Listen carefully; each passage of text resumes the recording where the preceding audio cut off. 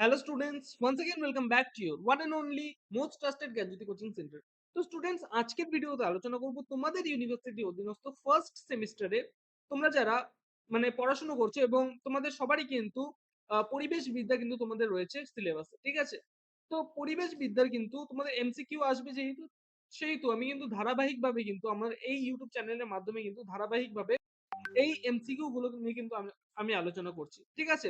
First lesson থেকে যথেষ্ট অনেক কোয়েশ্চেন্স কিন্তু তোমাদের প্রোভাইড করা হয়েছে। সেকেন্ড লেসনের এটা কিন্তু পার্ট 3 ভিডিও, ঠিক আছে? এবং এই পার্ট 2 ভিডিও, হ্যাঁ? এই পার্টের মধ্যে কিন্তু আমি আরো 10টা এমসিকিউ নিয়ে আলোচনা করব বিস্তারিতভাবে। সরি, এটা পার্ট 3 ভিডিও, হ্যাঁ? এই পার্টের মধ্যে আমি 10টা এমসিকিউ নিয়ে কিন্তু বিস্তারিতভাবে আলোচনা করব, ঠিক আছে? ভিডিওটাকে লাস্ট পর্যন্ত দেখবে, খুবই ইনফরমেটিভ একটা ভিডিও হতে চলেছে। শুরু করা যাক নাম্বার 21 থেকে। যেহেতু পার্ট 1 এ 10টা, পার্ট 2 তে 10টা আলোচনা করেছিলাম, 21 নাম্বার থেকে কিন্তু স্টার্ট করব আজকে, ঠিক আছে?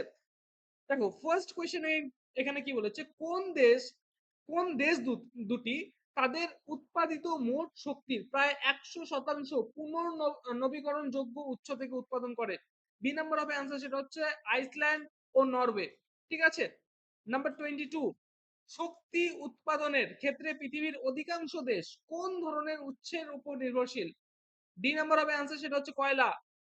নাম্বার 23, ভারতের উৎপাদিত শক্তির কত শতাংশ পুনর্নবীকরণযোগ্য উৎস থেকে প্রাপ্ত? সেটা হচ্ছে সি নাম্বার হবে অ্যান্সার, সেটা হচ্ছে 35%, 35%। নাম্বার 24, MNRE এর পুরো কথাটি কি? এ নাম্বার হবে অ্যান্সার, সেটা হচ্ছে ministry of new and renewable energy, ঠিক আছে? নাম্বার 25, নিম্নলিখিত কোন খনিজটি পারমাণবিক শক্তি উৎপাদনের প্রধান উৎস হিসেবে ব্যবহৃত হয়? ডি নাম্বার অফ অ্যান্সার, সেটা হচ্ছে ইউরেনিয়াম।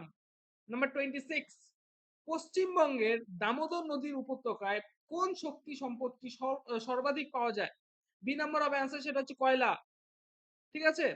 নাম্বার 27, ভারতের কোন রাজ্যটি খনিজ তেল উৎপাদনের অন্যতম শীর্ষ স্থানাধিকারী? ঠিক আছে, সি নাম্বার হবে অ্যান্সার, সেটা হচ্ছে অসম। অসম কিন্তু ভারতের খনিজ তেল উৎপাদনের অন্যতম শীর্ষ স্থান কিন্তু অধিকার করে রেখেছে, ঠিক আছে? হ্যাঁ, নাম্বার 28, ভারতের কোন রাজ্যে, ঠিক আছে, কোন রাজ্য সৌরশক্তি উৎপাদনের শীর্ষ স্থান অধিকার করেছে? এ নাম্বার হবে অ্যান্সার, সেটা হচ্ছে কর্ণাটক। নাম্বার 29, বায়ু শক্তি উৎপাদনের ক্ষেত্রে কোন রাজ্য প্রথম স্থানের অধিকারী? ডি নাম্বার হবে অ্যান্সার, সেটা হচ্ছে তামিলনাড়ু।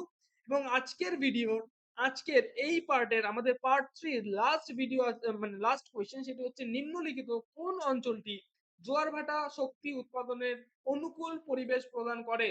বি নাম্বার হবে অ্যান্সার, সেটা হচ্ছে সুন্দরবন উপকূল। তো স্টুডেন্টস, আজকের ভিডিওতে কিন্তু এই যে 10টা কোয়েশ্চেন্স, এই 10টা কোয়েশ্চেন্স নিয়ে আলোচনা করলাম তোমাদের সাথে বিস্তারিতভাবে। ভিডিওটা কেমন লাগলো?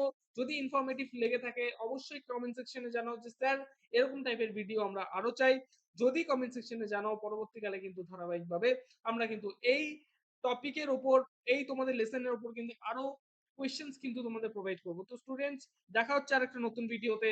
আচ্ছা, ভিডিওটাকে শেষ করার পূর্বে তোমাদের বলবো, তোমরা যদি আমাদের সাথে অনলাইনে যুক্ত হতে চাও, অনলাইনে জ্ঞানজ্যোতি কোচিং সেন্টারের পক্ষ থেকে প্রোভাইড করা 100% কমন সাজেশন এবং নোটস পত্রগুলো যদি পেতে চাও, অবশ্যই যোগাযোগ করো।